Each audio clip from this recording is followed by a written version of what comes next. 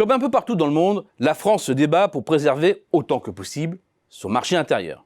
Et à ce jeu-là, elle est parmi les économies européennes majeures la plus performante. C'est bien pourquoi, au troisième trimestre, la demande domestique, c'est-à-dire l'ensemble composé de la consommation des ménages, des dépenses publiques, de l'investissement et de la variation des stocks, n'était plus qu'à 1,9% de son niveau de la fin 2019. Personne ne fait mieux. Pas même l'Allemagne, en troisième position, derrière les Pays-Bas, sans parler du Royaume-Uni, où c'est la Bérésina. Cet écart de performance, c'est néanmoins une victoire à la Pyrrhus. C'est la double peine. D'un côté, la demande adressée par la France à ses partenaires a moins dévissé qu'ailleurs. Cela se paie, toutes choses étant égales par ailleurs, par un niveau d'importation plus élevé. De l'autre, l'affaissement des débouchés de nos principaux clients se traduit par celui de nos exportations. Avec le Royaume-Uni, c'est bien en France que les exports ont été les plus enfoncés. L'économie française est donc bel et bien prise en étau. Il suffit de partir de la liste de ses principaux partenaires commerciaux pour bien comprendre les forces en jeu. En tête de liste, l'Allemagne, qui en absorbant 70 milliards d'euros d'exportation française en 2019 était le premier débouché du Made in France avec près de 14% de part de marché. C'est certainement l'une des économies européennes les plus résistantes à la crise actuelle. Mais que dire de l'Italie, de l'Espagne ou du Royaume-Uni?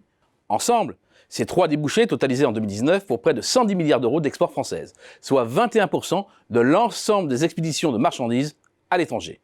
Or, ce trio de pays est aujourd'hui le plus lourdement impacté en Europe. Pris ensemble, ces trois pays, c'est un PIB en chute libre de près de 12% anticipé pour 2020, une demande domestique et adressée à ses partenaires commerciaux à la dérive, avec au bout du chemin des importations en volume qui dévissent, elles aussi, de 20% environ, selon nos prévisions. C'est donc peu dire que les exportateurs français affrontent des vents contraires à l'international. Résultat, le bilan à destination de nos trois voisins directs est calamiteux. Sur les 9 premiers mois de l'année par rapport à la même période de 2019, le recul s'étale de 27,5% en direction du Royaume-Uni à près de 18% vers l'Italie, avec une moyenne de 22%, soit 10 points de plus qu'avec le reste de l'Union européenne.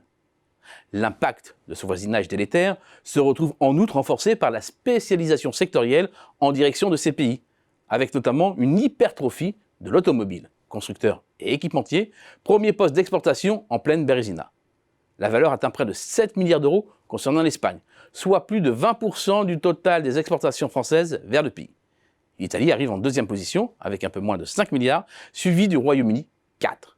Et au total, pour les exportateurs français, les reculs sont centrés autour de 35%. Deuxième poids lourd des exportations vers ces pays, les biens d'équipement et l'aéronautique, des secteurs sinistrés avec la chute des investissements et la remise en cause du transport aérien. C'est un fait, nos points forts sont devenus des points faibles. Et finalement, les rares poches de résistance, la pharmacie et l'agroalimentaire pèsent peu dans la balance et ne contrebalancent évidemment pas les forces adverses. La France se retrouve triplement coincée.